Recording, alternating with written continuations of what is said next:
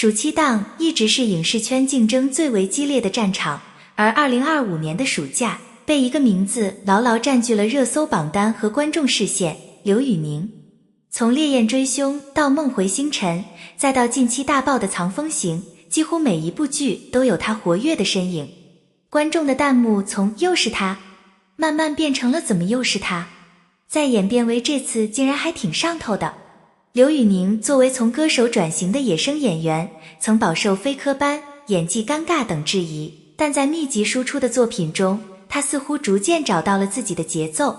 他不是那种一眼惊艳型演员，而是属于看久了你就懂的类型。这种慢热却又具有耐看的特质，恰恰击中了如今观众对男主的代入感需求。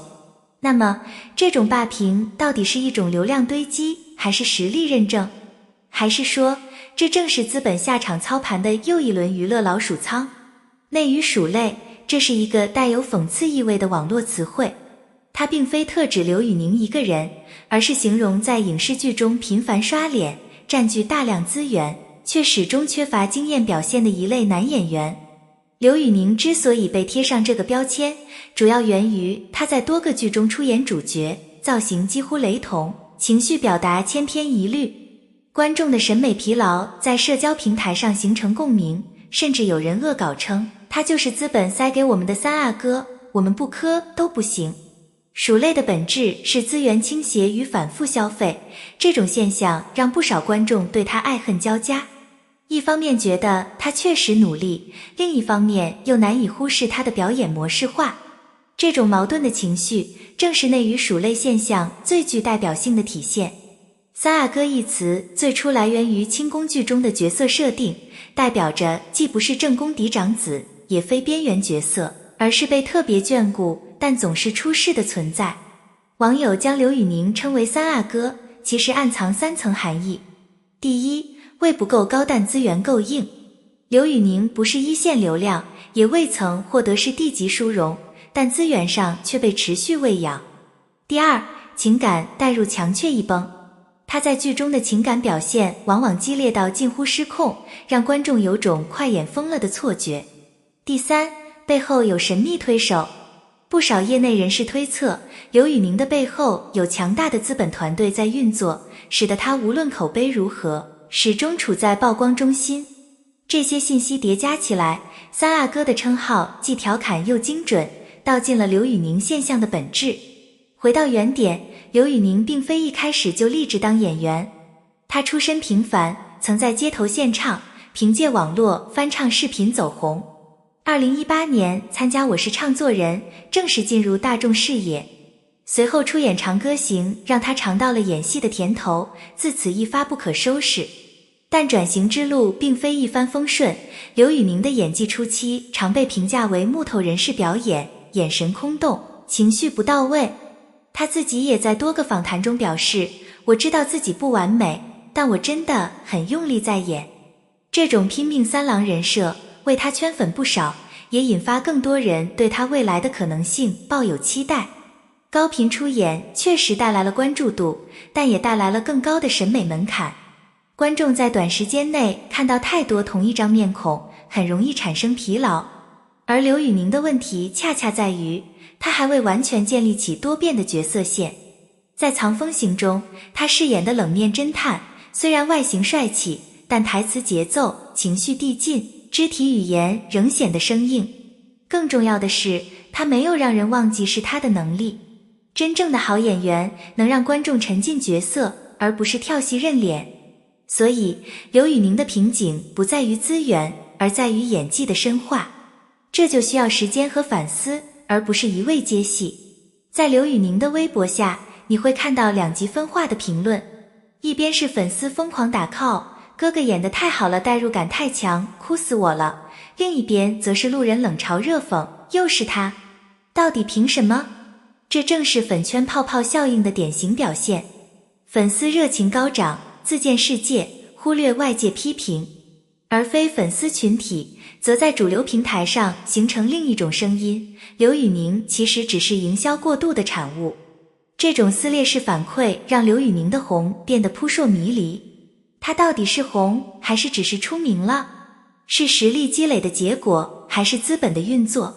在多个综艺与采访中，刘宇宁塑造了一个外冷内热、努力上进的硬汉形象。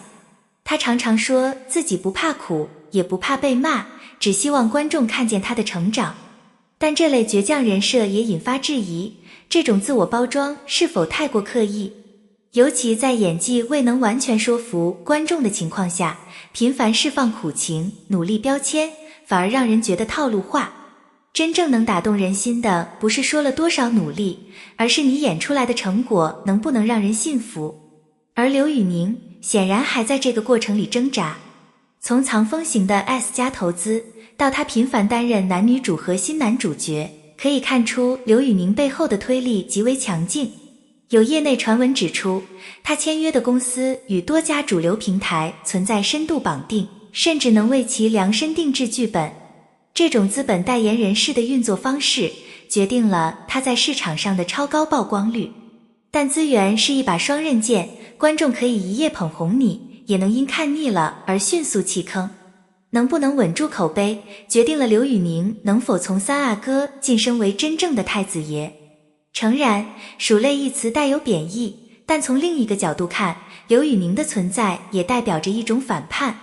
他不是科班出身，也不是流量打底，却能一步步冲到头部赛道。他身上有一种底层逆袭的能量，这是传统娱乐圈极少数人能做到的。这份野心与韧劲，或许就是他能成为霸屏之王的核心武器。也许他并不是传统意义上的好演员，但他肯定是个合格的奋斗者。如果说2025年是刘宇宁霸屏式的爆发年，那么2026年很可能就是他能否真正破圈的分水岭。在流量的高峰之上，刘宇宁面临的最大挑战不再是有没有戏拍，而是还能演出什么新东西。观众已经习惯了他冷峻的脸庞、低沉的嗓音、眼角轻颤的情绪演法，这些标签曾是他迅速建立人设的武器，但也正在悄然成为他迈不过去的演艺牢笼。他能否从角色同质化的深坑中爬出来，找到属于自己的转型突破点？这不是一句我会继续努力能解决的问题，而是一次彻底的自我革命式的重构。破圈往往意味着撕掉标签。如果刘宇宁始终只接外冷内热、沉默守护型男主，他将永远困于舒适区。真正有野心的演员，敢于挑战令人不适的反派、疯批，甚至卑微小人物。你敢演一个油腻中年人？你敢剃头饰演精神病患者？你敢演一个家庭暴力者或杀人嫌疑犯？刘宇宁敢吗？当年邓超凭《烈日灼心》翻红，雷佳音靠《人世间》封神，张译从《士兵突击》一路走进主旋律大剧。他们都有一个共同点，曾经选择了不那么体面的角色，才真正获得好演员的封号。对于目前处在顶流与实力派中间地带的刘宇宁而言，接戏不断是维持热度的手段，但也可能是消耗口碑的陷阱。真正的高手懂得在最红的时候踩刹车。观众不是不愿意给他机会，而是太容易被反复的相似角色消磨掉热情。如果刘宇宁能主动选择冷处理，花1年时间沉淀，深入表演课，排练话剧，研读剧本，再以全新形象归来，或许那才是他真正的黄金起点。资本喜欢你，是因为你有利用价值。当资本的光环慢慢褪去，演员最终要靠作品说话。刘宇宁如果总是接受量身打造的角色，提前铺好的 S 加剧本，他终究很难获得艺术评价的认可。